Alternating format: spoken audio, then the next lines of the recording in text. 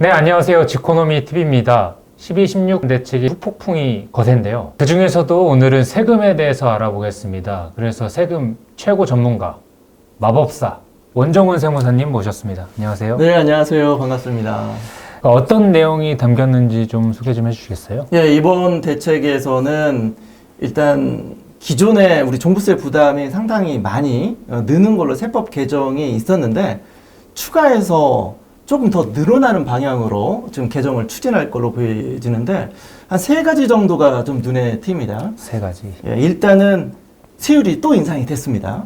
이게 첫 번째 종부세가 늘어나는 이유고 우리가 세금 부담 상한선이라고 있죠. 이 세부담 상한선이라는 거는 작년 대비 보유세가 갑작스럽게 늘어나는 걸 방지하기 위한 이 안전장치인데 이 세부담 상한선을 200%였던 거를 300%까지 늘립니다. 우리가 조정 대상 지역 내에서 2주택일 때 당초 세부담 상한선이 200%였는데 이걸 300%까지 늘리겠다라는 거고요. 세 번째, 이거는 이제 세법 개정의 내용은 아닌데 이제 국토부에서 견의를 할 것 같아요. 공시가격이 현재 시세 반영률이 낮다라는 겁니다. 그래서 공동주택 같은 경우에 60에서 한 70% 정도 형성이 돼 있는데 이걸 조금 더 현실화시키겠다라는 거고 사실 단독주택이나 우리 빌라 같은 경우에는 더 낮잖아요. 이걸 더 현실화시킬 걸로 보여져서 이 세 가지가 현실적으로 이렇게 맞물리게 되면 2020년도에 세부담은 상승을 할 걸로 보여지는데 여기에 늘어나는 요인이 하나 더 숨어 있어요. 그게 뭔가요? 우리가 종부세 그 과세 표준을 만들 때 공시가격의 일정 비율을 곱해서 과세 표준을 낮춰주는 우리 공정시장가액 비율이라는 게 있잖아요.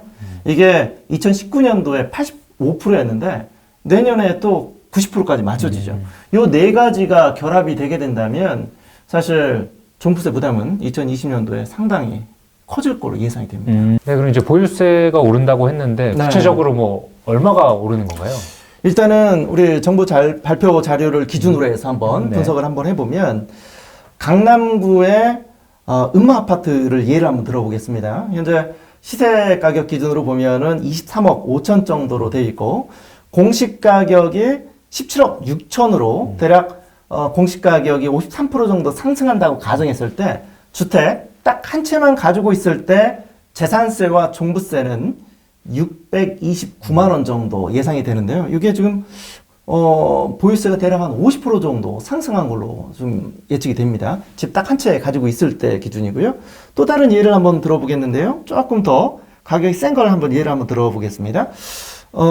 서초구에 있는 우리 아크로 리버 파크인가요? 예, 이게 시세가 지금 대략 한 34억 정도 되고 공시 가격이 26억 9,500만 원으로 형성됐을 때 공시가격이 대략 한 41% 정도 상승했다라는 걸 가정을 했을 때, 한 채만 가지고 있을 때 재산세, 종부세 합계만 계산하더라도 1,684만 원 정도 예상이 됩니다.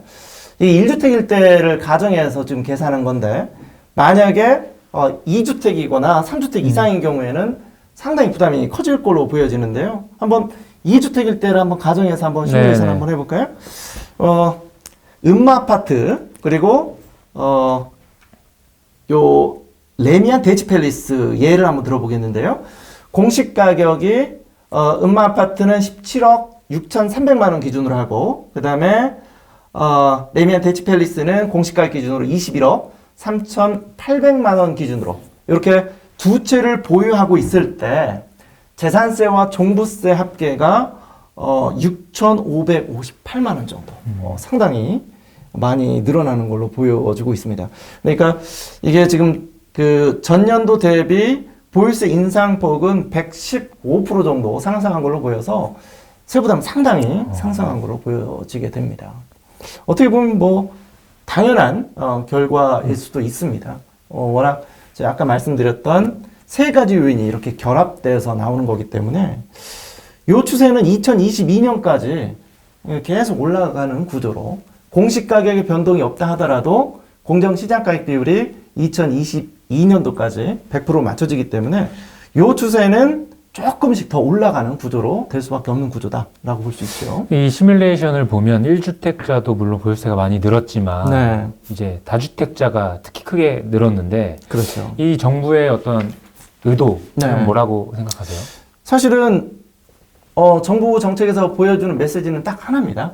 결국은 한 채만 가지고 있어라는 메시지고요.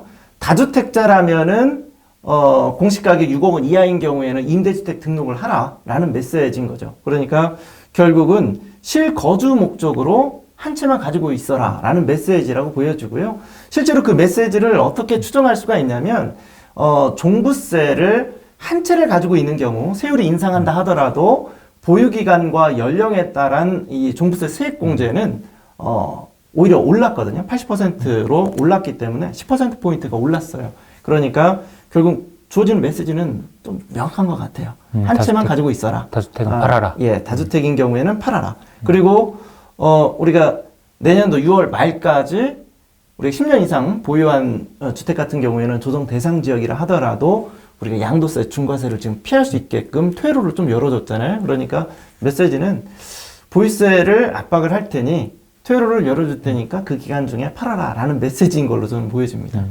그 말씀하신 것처럼 10년, 2년 이상 이제 보유한 경우에는 양도세 중과를 배제해주기로 했는데, 근데 그 양도세 같은 경우는 거주기간 요건도 이제 추가됐단 말이에요. 그래서 그럼 어떤 사람들이 이제 좀 혜택을 볼 수 있는 건가요? 일단은 우리가 이제 내년도 6월 30일까지죠. 우리가 양도세 중과세에서 이렇게 배제될 수 있게끔 퇴로를 열어줬는데, 이거를 판단하기 전에 어떤 사람들이 대상인지를 먼저 판단을 한번 해봐야 되는데, 우리가 조정 대상 지역 내에서 주택을 두 채 이상을 가지고 있는 사람들이 사실 불이익이 있거든요. 두 채를 가지고 있는 사람들은 기본세율의 10%포인트가 가산이 되고 장기보유 특별공제를 전혀 해주지 않아요. 그 다음에 3주택자가 조정 대상 지역에 있는 주택을 매각할 적에는 20%포인트가 가산이 되고 장기보유 특별공제를 전혀 해주지 않거든요. 사실 3주택 이상인 경우에 우리가 20%포인트가 가산이 되면 우리 지방소득세까지 포함하게 되면 68.2%예요. 양도세를. 예. 장기보유 공제 없이 요 정도 세율이라면 엄청난 부담인 거죠. 그렇죠? 이런 사람들에게 내년도 6월 30일까지 매각하면 중과세 하지 않고 장기보유 특별공제도 해주겠다라는 겁니다.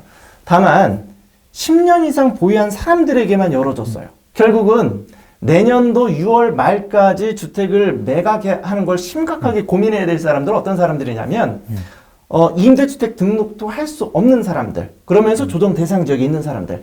그런데 시간이 굉장히 짧아요. 그죠. 내년도 6월 30일까지면 아마 부동산 매각해 보신 분들은 아시겠지만 계약하고 잔금 치르는 데까지 뭐 2개월 이상 걸리는 경우도 있잖아요. 그러니까 지금 서둘러야 되는 데다가 굉장히 중요한 팁 하나 드릴 건데 6월 30일까지라고 생각하시면 절대 안 됩니다.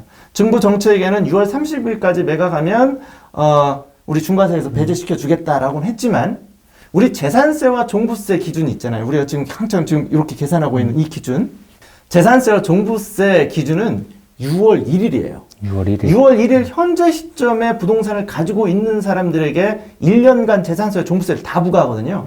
그러니까 재산세, 종부세를 피하면서 중과세를 피하려면 결국 5월 31일까지 매각해야 하는 걸로 알고 있어야만 되거든요. 그러니까 더더욱더 서둘러야 된다라는 메시지를 우리가 얻을 수가 있는 거죠.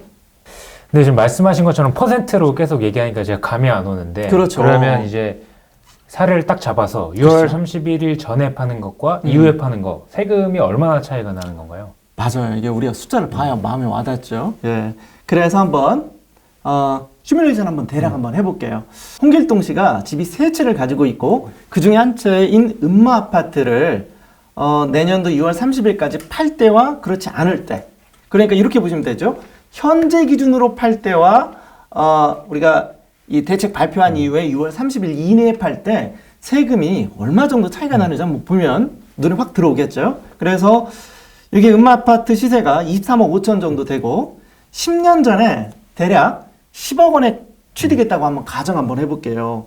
매매 차익 기준으로 보면 대략 13억 5천 정도 매매 차익이 발생한 건데 이 상황에서 만약에 매각을 했다. 양도소득세가 3주택 상황이기 때문에 중과세 되고 장기보유 특별공제를 전혀 인정받지 못하거든요. 양도세가 얼마 정도 나오냐면 8억 8천 정도 나와요. 8억 8천. 이 정도면 웬만한 아파트 가격이죠. 그죠. 그렇죠? 그런데 요 양도소득세가 만약에 내년도 6월 30일까지 매각을 했다면 당연히 10년 이상 보유했으니까 이제 가능하죠.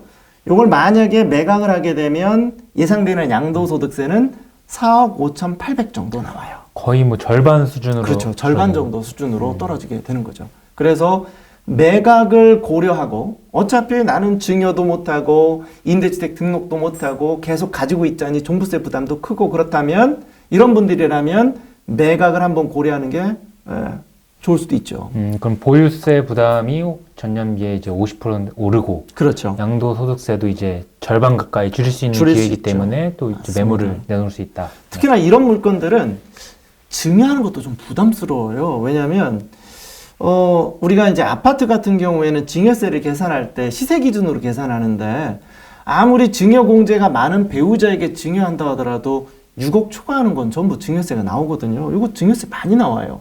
또 취득세 같은 경우에는 공시 가격 기준으로 4% 계산하거든요. 그러니까 이런 거 그냥 취득세만 계산하더라도 사실은 뭐 3천만 원, 4천만 원 이렇게 나오는 물건들이거든요. 그러다 보니까 증여도 부담스럽고 매각하자니 양도세도 8억이 넘게 나오고 가지고 있자니 보유세 부담은 엄청나게 커지고 그렇죠. 그러니까 어차피 매각할 생각을 가지고 있다면 내년 6월 말까지 적극적으로 한번 고려해 볼 필요가 있고요. 그리고 어차피 매각을 고려했다면 6월 30일이 아니라고 그랬죠? 5월 31일까지 매각을 해야 그나마 매각하면서 매각하는 해에 재산세와 종부세를 피할 수 있으니까 반드시 고려해야 될 것 같습니다. 아니 근데 이 아파트 더 오를 수 있는데 팔기도 싫고 이제 증여는 또 부담스럽고 뭐 다른 방법은 없나요? 있어요.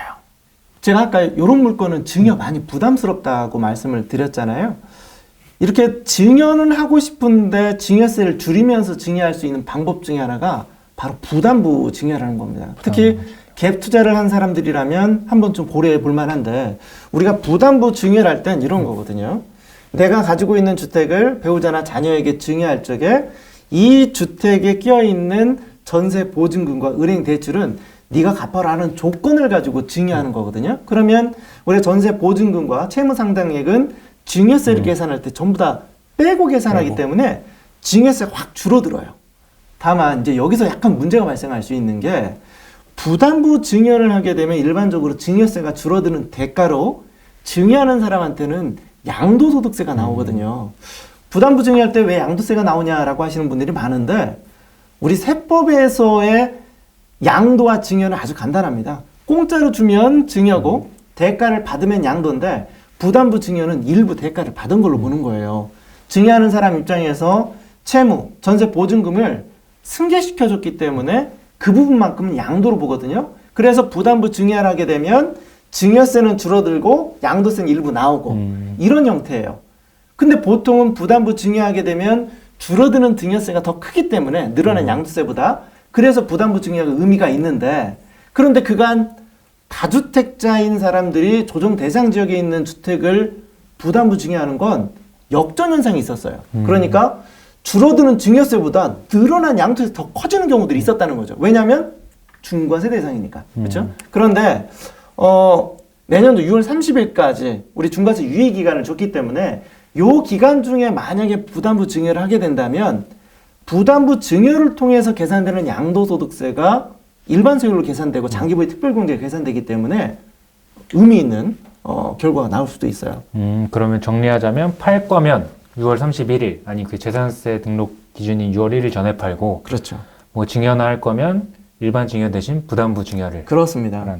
네, 지금까지 12, 16 부동산 대책에 따른 보유세 폭탄에 대한 대처 방안에 대해서 원종훈 세무사님과 얘기 나눴습니다. 세무사님 감사합니다. 감사합니다.